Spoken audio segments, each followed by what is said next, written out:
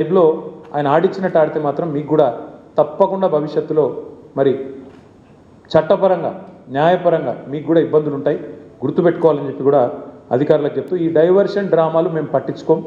హరీష్ రావు గారు బ్రహ్మాండంగా పోతారు. ఆయన ఏమడిగినా సమాధానం చెప్పడానికి ఆయన రెడీగా ఉన్నారు. ఎన్నిసార్లు పిలిచినా పోవడానికి రెడీగా ఉన్నాం. చట్టము ధర్మము న్యాయం ఈ దేశంలో ఇంకా బతికుంది. రాజ్యాంగం పట్ల మాకు నమ్మకం ఉంది.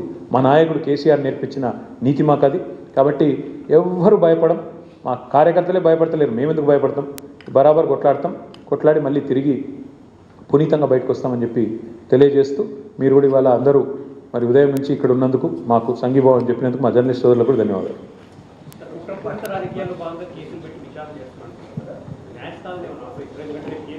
ఇప్పుడు న్యాయస్థానాల్లో ఆల్రెడీ కాళేశ్వరం విషయంలో ఆశ్రయించాము.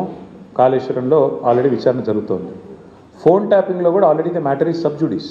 వాస్తవానికి సుప్రీంకోర్టులో వ్యవహారం నడుస్తూనే ఉంది. ఆల్రెడీ హరీష్ రావు గారికి సుప్రీంకోర్టు కొట్టేసింది, క్లీన్ చిట్ ఇచ్చింది. అయినా ఎందుకు పిలిచారో మీరు వాళ్ళని అడగాల. విచిత్రం ఏంటంటే బ్రదర్, మేమేమో ఈ 2 ఏళ్లలో 200 ప్రెస్ మీట్లు పెట్టింటాం ముఖ్య నాయకులందరం కలిసి. ఒక్క ప్రెస్ మీట్ ఫోన్ ట్యాపింగ్ మీద ఒక్కడు కాంగ్రెస్ వాడు పెట్టినాడా?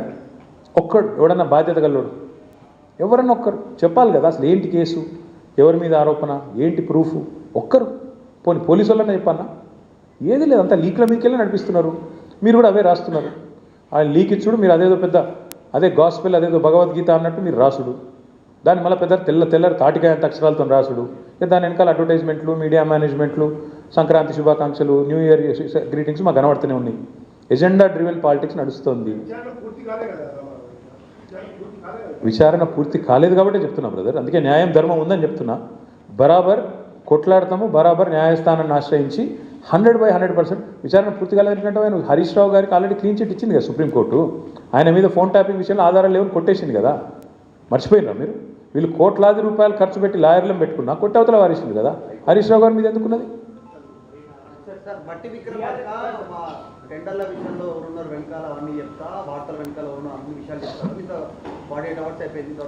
నా పేరు KT Ramarao. Your asking the wrong person. ఏమవుతుంది అన్న తెలియదు. దొంగలు కలిసి ఉళ్ళు పంచుకుంటుండ్రు. ఒక ఆయన మిస్టర్ 20%, ఒక ఆయన బ్యాగ్ మ్యాన్. 2 బ్యాగులు పంపిండేమో. ఏముంటుంది అన్న దాచిపెట్టేది ఏముంది? అయినా పెద్ద తెలివని ముచ్చటేముంది? బ్యాగులు పంచుకొని పదవులు కాపాడుకునే బ్యాచ్ అది, దండుపాలెం బ్యాచ్. ఒక ఆయన 20%, ఒక ఆయన 30%. ఏమున్నది? ఈ దేశంలో అందరికీ తెలుసు బ్రదర్, కాంగ్రెస్ అంటేనే స్కామ్ గ్రేస్. వాళ్ళు చేసే దుర్మార్గ పనుల నుంచి, వాళ్ళ కమిషన్లు, వాళ్ళ దందాల నుంచి దృష్టి మరల్చేందుకే ఇక మా మీద వేసే ఈ ఎంక్వైరీలు, కమిషన్. అది కథ.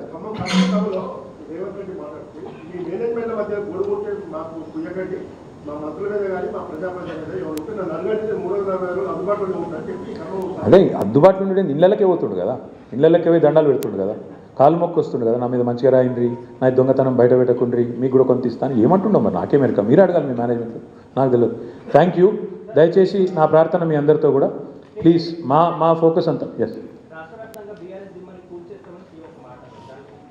ఇటువంటి జోకర్ గాలని మస్తు చూసినాం భయ్యో. ఇదివరకు కూడా మస్తు మాట్లాడిన, మకల ఒట్టింది పుబ్బల పోతుంది అన్నారు, అసలు పార్టీ తుపేలు అన్నారు, ఇదన్నారు అదన్నారు. వాళ్ళందరి పక్కలో బల్లెం బీఆర్ఎస్. ముట్టుకోమని ఎక్కడైనా ఒకటి ముట్టుకొని చూడమని చూద్దాం మేము కూడా. ఎందుకంటే వాళ్ళు మర్చిపోతున్నారు. 10 ఏళ్ళు మేము కూడా అట్లాంటి పాలిటిక్సే చేస్తే కాంగ్రెస్ నామరూపాలు లేకుండా పోయేది. ఇవాళ పాపం ఆయన అక్కసు, ఆయన బాధ అంతా ఏంటంటే, ఆయన పాపం కాంట్రాక్ట్ పద్ధతిలో, అవుట్సోర్సింగ్ పద్ధతిలో సీఎం అయింది పేమెంట్ కోటాలో. ఆయన బాధ అంతా ఏంది?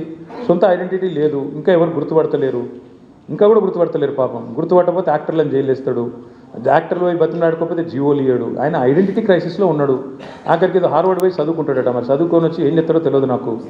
కానీ ఇప్పుడు హార్వర్డ్ పోయి చదువుకున్నాకనైనా మరి లాగుల తొండలు, లేకపోతే అదేంది మెడల పేగులు, ఇవన్నీ బంద్ అయితే అని ఆశిస్తున్నాం. గుడ్లు వీకుడు ఇవన్నీ బంద్ అయితే మంచిది. ఆడపోయినాక కూడా మరి ఇప్పుడు ఇంగ్లీష్ వచ్చిన వాళ్ళని తిడతాడు. నాకు ఒకటి తెలియక అడుగుతా, ఇంగ్లీష్ వస్తే ఆయనకి ఏం బాధనో నాకు తెలియదు. కానీ చిన్నపిల్లలు కూడా రేపు అందరు బళ్ళల్లో, గవర్నమెంట్ బళ్ళల్లో కూడా మా అక్క నేతృత్వంలో మొత్తం ఇంగ్లీష్ పాఠశాలలు పెట్టినాం. అందరు ఇంగ్లీష్ నేర్చుకుంటాడు. మరి ఈయన హార్వర్డ్ పోతాడు. ఈయన మరి అక్కడ వాళ్ళు ఏం చెప్తారు, ఈయన ఏం వింటాడు, ఈయనకి ఏం అర్థమవుతుంది? అర్థమైనాక మళ్ళీ బయటికి ఏం సర్టిఫికేట్ ఇస్తారు, ఏం మాట్లాడతాడు? మళ్ళీ వచ్చి మా భయం మాకుంది. అక్కడ మళ్ళీ ఇంగ్లీష్ అనగానే నన్ను వాళ్ళని తిడతాడేమో, అరే మీరు బాత్రూమ్ కడుక్కుంటారని తిడతాడేమో. ఇక్కడ అమెరికాలో ఎవరి బాత్రూమ్ వాడు కడుక్కుంటాడు. మరి ఆడ ప్రొఫెసర్ అయినా కూడా వాని బాత్రూమ్ వాడు కడుక్కోవాలి.